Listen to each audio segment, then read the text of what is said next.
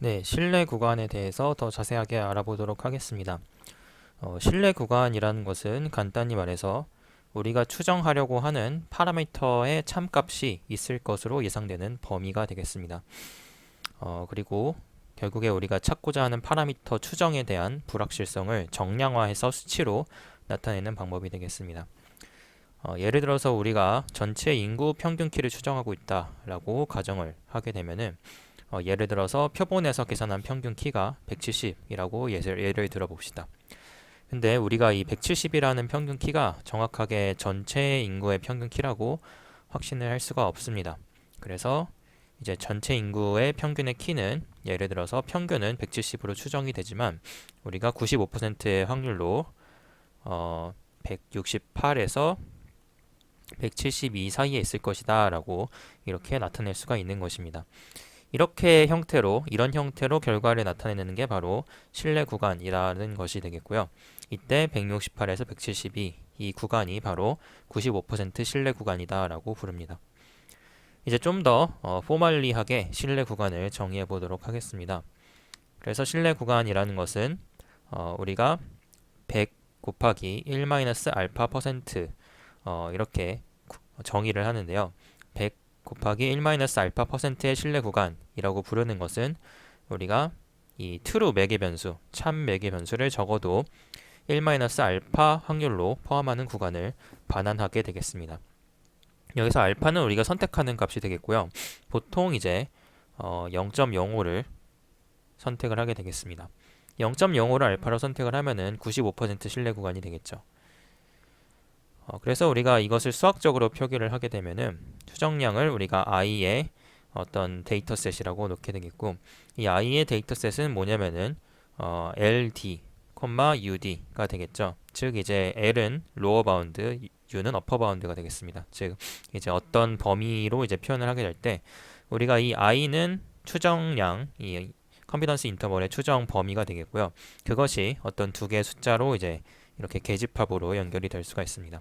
그래서 데이터로부터 우리가 i라는 함수를 통해서 컨피던스 인터벌을 구했을 때 그게 이 숫자 로어 바운드부터 어퍼 바운드까지다 이렇게 놓는다라고 했을 때 아래와 같이 이제 표현을 할 수가 있습니다. 얘는 보게 되면은 세타 스타가 이제 true 매개 변수, 참 매개 변수도 이제 우리가 추정하고 싶은 참 매개 변수가 되겠고요. 이제 데이터의 틸다는 데이터의 무작위 표본이 되겠고, 이 데이터를 이제 우리가 i 컨피던스 인터벌에 넣었을 때 이 구간이 나오잖아요. 이 구간 안에 세타 스타가 있을 확률이 되겠습니다. 그래서 다시 정리를 해보자면은 이 우리가 구한 데이터 틸다를 컨피던스 인터벌에 넣어서 이런 구간이 나왔을 때 이 구간 안에 세타 스타가 있을 확률이 되겠는데, 뭐가 주어진 경우냐면은 세타 스타로 데이터가 추출된 경우, 즉 우리가 데이터를 관측했다라는 게 되겠죠. 그래서 데이터를 관측을 해서 얘를 컨피던스 인터벌로 구했을 때 그 세타 스타가 어떤 범위를 가질, 그러니까 이 확률을 가질 그런 수치가 되겠고, 이게 1-알파보다 큰 그런 확률이 되겠습니다. 그래서 일반적으로 알파를 0.0으로 설정하게 되면은 이 오른쪽이 95%가 되겠고요. 그래서 이 id라는 것은 결국에 컨피던스 인터벌인데, 이 id를 어떻게 설정하냐면은 결국에 이 세타 스타가 95% 확률로 이 구간에 있을 것이다 라는 그렇게 설정을 하게 된다라고 약간 한 줄의 수학적인 표기가 되겠죠. 앞에서 말한 그 신뢰 구간의 정의를 한 줄로서 수학적으로 표기하면 이렇게 되겠습니다. 네, 그래서 우리가 이 과정, 그러니까 데이터 샘플링, 이 델타 틸다를 구하는 과정을 여러 번 매우 많이 반복한다면은 95%의 경우에 이 계산된 신뢰 구간이 트루 매개 변수인 세타 스타를 포함할 것이다 라는 것입니다. 예를 들어서 동전 던지기 실험을 한다라고 했을 때 100번의 실험을 했다라고 이제 했을 때 동전이 이제 앞면이 나올 확률이 앞면에 나올 확률에 대한 95% 신뢰 구간을 계산했다라고 해봅시다. 그래서 그때 우리가 어떤 신뢰 구간을 구할 수가 있겠죠.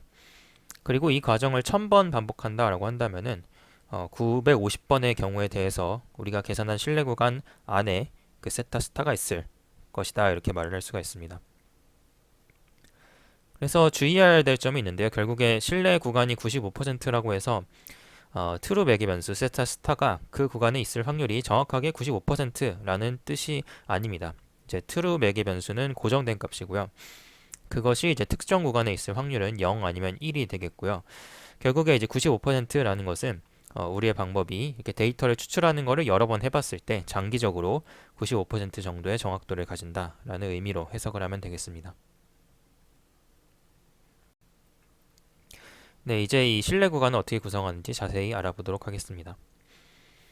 우리가 이 세타 헷, 우리가 추정한 세타 헷을 데이터를 통해서 어떤 세타 헷이라는 함수를 통해서 추정한 값이다 라고 해봅시다. 그래서 데이터로부터 세타 헷을 추정했을 때 나온 이 세타 헷을 우리가 추정량이라고 이제 할 수가 있겠고요. 이 추정량은 우리가 알고 싶어하는 값 세타 스타에 대한 예측치가 되겠죠. 그래서 예를 들어서 세타 스타가 동전의 앞면이 나올 진짜 확률이 되겠고 세타 헷 같은 경우는 우리가 추정한 경우가 되겠는데 예를 들어서 100번 정도 동전을 던져보고 그 상황에서 앞면이 나올 비율이다 라고 할 수가 있습니다. 그리고 이때 우리가 이 이제 델타라는 것을 세타 스타 마이너스 세타 헷이라고 정의를 하게 되겠습니다. 결국에 이 델타라는 것은 우리의 추정치가 실제 값과 얼마나 다른지를 나타내는 값이다 라고 할 수가 있겠죠. 사실은 실제로 계산할 수 없는 값이죠. 왜냐하면 우리가 세타 스타를 알 수가 없으니까요. 그래서 이론상의 값이다 라고 할 수가 있을 텐데요.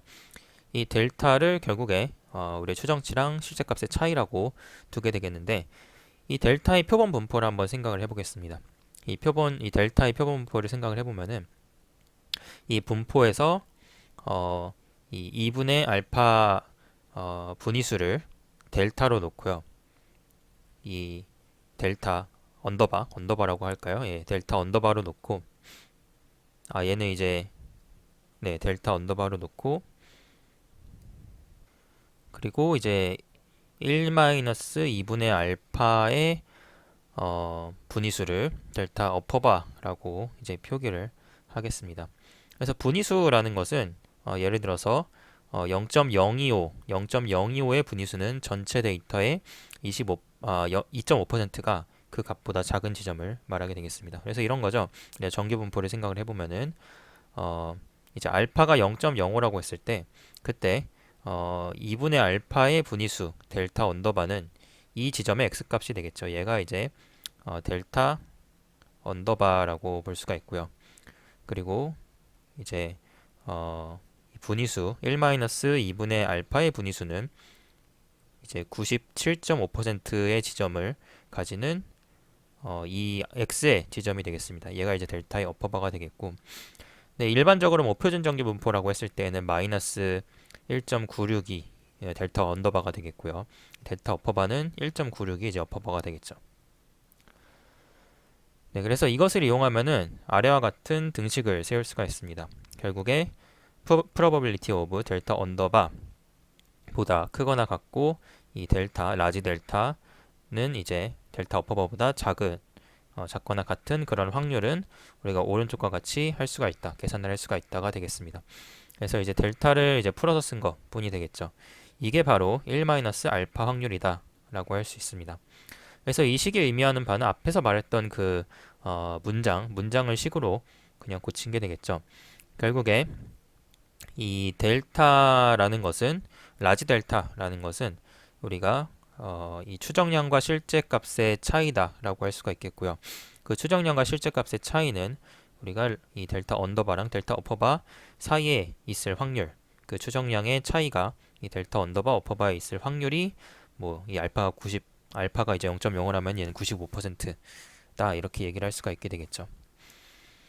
그래서 이제 이 식을 세타 스타 우리 우리가 이제 알고 싶어하는 그 실제 트루값에 대해서 풀게 되면요, 이 양변에다가 세타 헷을 더하면 되겠죠. 그래서 이렇게 고칠 수가 있습니다. 그래서 얘가 바로 앞에서 구한 이제 신뢰 구간의 의미가 되겠습니다. 그래서 세타 스타가 세타 헷 플러스 델타 언더바 보다 이제 크거나 같고, 그리고 세타 헷 플러스 델타 어퍼바보다는 작거나 같은 구간 안에 있을 확률이 1-알파, 즉 뭐 95%다 라고 이제 정리를 할 수가 있습니다. 그래서 앞에 봤었던 그 방식을 유도한 게 되겠습니다. 앞에 봤었던 신뢰 구간이라는 것을 유도한 수식이라고 할 수가 있게 되겠습니다. 네, 그래서 이런 식으로 신뢰 구간을 사용하면은 점 추정치만 제시하는 것보다 훨씬 더 많은 정보를 제공할 수가 있게 되겠습니다. 네, 그래서 이 신뢰 구간을 실제로 계산하는 방법, 특히 이제 가우시안 근사에 대해서 알아보도록 하겠습니다. 그래서 여기서 볼 부분은 신뢰 구간을 위한 가우시안 근사가 되겠고요. 일단 가우시안 근사는 중심극한 정리 (Central Limit Theorem을) 기반으로 합니다. 중심극한 정리는 앞에서 이제 챕터 3 정도에서 배웠었죠. 중심극한 정리는 표본의 크기가 충분하게 크면은 표본의 평균의 분포가 정규 분포에 가까워진다라는 정리가 되겠습니다. 그때 이 표본이 어떤 분포에서 샘플링 되는지는 상관이 없고 결국에 어떤 분포라든지 그 표본을 많이 추출하고 나서 평균을 매기고 그런 행위를 여러 번 했을 때 평균값 여러 개가 나오잖아요. 그러면은 평균의 분포를 만들 수가 있을 텐데 그 평균의 분포는 정규 분포, 가우시안 분포를 따른다라는 게 되겠습니다. 이것을 이용하면 많은 경우에 계산을 간단하게 할 수가 있습니다. 우리가 가우시안 근사를 사용을 할 때 추정량 세타 햇의 표본의 분포가 아래와 같은 정규 분포를 따른다라고 가정을 합니다.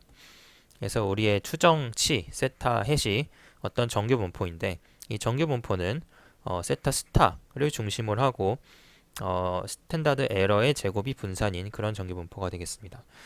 그래서 우리가 어떤 추정치를 내놓으면은 실제로 세타 스타를 평균으로 삼을 수가 있겠죠. 우리가 세타 스타에 대해서 추정을 하는 거니까 세타 햇, 이 세타 햇은 우리의 추정치는 결국에 세타 스타 근처에서 이렇게 관측이 될 것입니다. 그래서 얘를 가우시안으로 모델링을 해서 세타 스타, 우리가 알고 싶어하는 하지만 알지 못하는 이 값을 중심으로 하고 어떤 스탠다드 에러의 제곱을 분산으로 하는 가우시안으로 모델링을 할 수가 있습니다. 이 가정 하에서 우리는 근사적인 신뢰 구간을 아래와 같이 계산을 할 수가 있습니다. 그래서 근사적인 신뢰 구간은 이렇게 로어 바운드와 어퍼 바운드가 계산이 되겠고요. 이때 로어 바운드는 세타 햇 마이너스 z의 2분의 알파 곱하기 SE가 되겠고요. 어퍼 바운드는 세타 햇 플러스 이 텀이 되겠습니다. 여기서 z의 2분의 알파 z의 2분의 알파라는 게 이제 한 가지 기호가 되겠죠. z 곱하기 2분의 알파가 아니라 이 기호가 이제 밑에 있는 기호입니다. 그래서 이게 이제 한 개의 수치를 나타내는데 얘가 뭐냐면은 표준 정규 분포, 즉 이제 평균이 0이고 표준 편차가 1인 정규 분포, 거기에서 2분의 알파 분위수가 되겠습니다.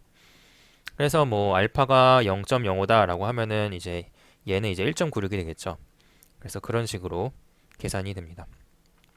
그래서 이 식이 어떻게 나오는지 보면은 결국에 표준화된 변수, 그러니까 스탠다드 폼으로 바꾼 변수인 세타 햇 마이너스 세타 스타 나누기 SE를 생각을 해봅시다. 그래서 얘는 우리가 Z가 정규 분포를 따른다, 표준 정규 분포를 따른다라고 알고 있죠. 앞에서 이제 다뤘습니다. 그래서 우리가 세타 햇은 이런 분포를 따르지만 이 Z 이렇게 바꾼 Z는 당연하게 표준 정규 분포 0, 1을 따르게 되겠습니다. 그래서 가우시안 근사가 맞다면은 이 Z는 표준 정규 분포를 따르는데 그때 우리가 이렇게 쓸 수가 있겠죠. probability of 마이너스 Z 2분의 알파 그리고 이 Z smaller than less than 2분의 알파는 1 마이너스 알파라고 쓸 수가 있습니다. 그래서 이런 Z라는 표본이 우리가 분위수는 이렇게 생각을 할 수가 있게 되겠죠. 그래서 우리가 알파를 0.05로 뒀다라고 한다면은 95%가 되는 지점이 바로 우리가 뭐 마이너스 1.96부터 Z가 1.96 안에 있을 확률이 바로 이렇게 되겠습니다. 그래서 이제 마이너스 Z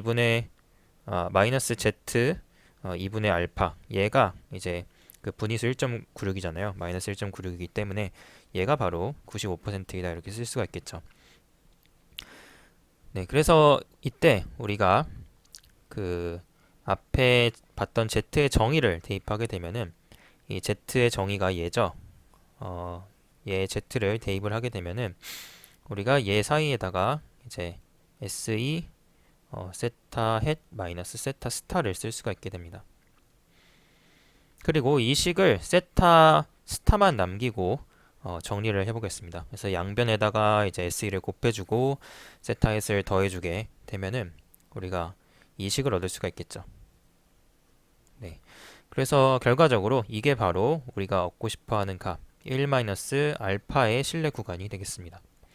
그래서 실제로 알파를 0.05로 많이 둬서 95% 신뢰 구간의 경우에 대해서 우리가 z 2분의 알파는 1.96이라는 수치가 되겠고요. 결국에 우리가 이 세타 스타에 대한 신뢰 구간을 구하게 되면은 세타 헷 마이너스 이 수치, 세타 헷 플러스 이 수치가 되겠습니다. 그래서 예를 들어서 우리가 어떤 뭐 제품이 있을 때 이것의 평균 수명을 추측하고 싶다라고 해봅시다. 그래서 100개의 제품을 테스트를 해서 평균 수명이 이제 세타 헷이 1000시간 그리고 스탠다드 에러는 50시간으로 계산됐다 라고 이제 계산을 해보게 되면은 이때 95% 신뢰 구간은 어디냐면은 이제 1000 마이너스 1.96 곱하기 50부터 이제 1000 플러스 1.96 곱하기 50이 되는 것입니다.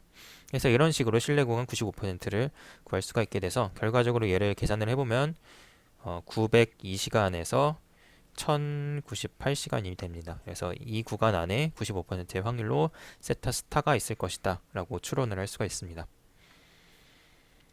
네, 그리고 가우시안 근사가 적절하지 않은 경우에 대해서 알아보겠습니다. 그래서 가우시안 근사처럼 앞에서 쓸 수도 있지만 이제 가우시안 근사가 적절하지 않은 경우 우리는 부트스트랩 방법을 이용을 해서 컨피던스 인터벌을 구하게 되겠습니다. 그래서 부트스트랩 방법은 이제 몇 가지 단계로 이루어지게 되겠습니다. 일단 우리가 이 세타 헷 D에서 S개의 데이터셋을 샘플링을 합니다. 뭐 이제 이 말 자체가 어려운데 세타 헷 D에서 S개의 데이터셋을 샘플링 한다는 것 자체가 세타 헷을 여러 번 측정한다 라는 뜻이 되겠습니다. 그래서 이제 세타 헷을 여러 번 측정한다 라는 뜻이 결국에 이제 데이터셋을 여러 개 만든다라는 게 되겠고요. 예를 들어 동전 던지기를 예를 들면은 동전 던지기를 100번 한다 칩시다. 그러면은 앞면, 뒷면, 뭐 뒷면, 앞면 뭐 이런 식으로 나오겠죠. 그리고 이러한 행위 자체를 1000번 할 수 있겠죠. 이러한 행위 자체를 1000번 할 수가 있겠습니다. 그때 이 1000이 이제 S가 되고요. 그래서 S개의 데이터셋을 만든다라고 한다면은 이런 세트를 1000개 만들었다라는 게 되겠고 그 각각의 세트에는 샘플이 뭐 100개나 뭐 200개나 이런 식으로 존재할 수 있을 것입니다. 이때 각 샘플링 된 데이터셋에서 우리가 각 샘플링 된 데이터셋에서 이 세타 헷을 추정을 합니다. 그래서 이 뜻은 우리가 각각의 1000개의 데이터세트가 있고요. 이 1000개에 대해서 각각 평균을 내볼 수가 있겠죠. 그래서 첫 번째 평균은 세타 헷의 1, 두 번째 평균은 세타 헷의 2, 뭐 이런 식으로 쓰면은 1000개의 세타 헷을 얻을 수가 있을 것입니다. 그걸 해라 라는 뜻이 이제 두 번째 단계가 되겠고요. 이렇게 얻으면은 이제 세타 헷이 1번부터 세타 S번까지 이렇게 나올 것입니다. 세타에서 S번까지 세타 헷이 여러 개가 나오겠죠. 그때 우리가 이 세타 헷 D 마이너스 세타 헷 DS의 경험적 분포를 우리가 이 델타에 대한 근사치로 보는 것입니다. 그리고 이 분포, 이 델타에 대한 분포에 2분의 알파 마이너스 1 마이너스 2분의 알파의 분위수를 적용을 해서 신뢰 구간을 도출을 하게 되겠습니다. 그래서 이 과정에 대해서 좀 더 자세히 살펴보면은 먼저 우리가 앞에서 이 S개 데이터셋을 만들어라 라고 이제 한다 라고 했을 때 이제 데이터셋을 만드는 과정 앞에서 이제 설명을 했고요.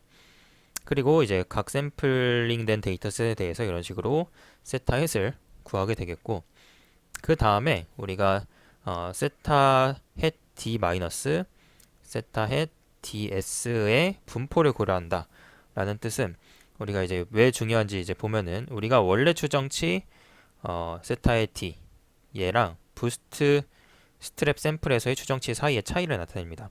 그래서 얘가 이제 뭐냐면은 우리가 이렇게 데이터셋을 만들었을 때 총 샘플의 총 집합이라고 생각을 하면 되겠습니다. 그래서 세타 햇의 d라는 것은 우리가 100번 동전 던지기를 1000번 반복했으니까 10만 번 동전 던지기를 한 것이죠.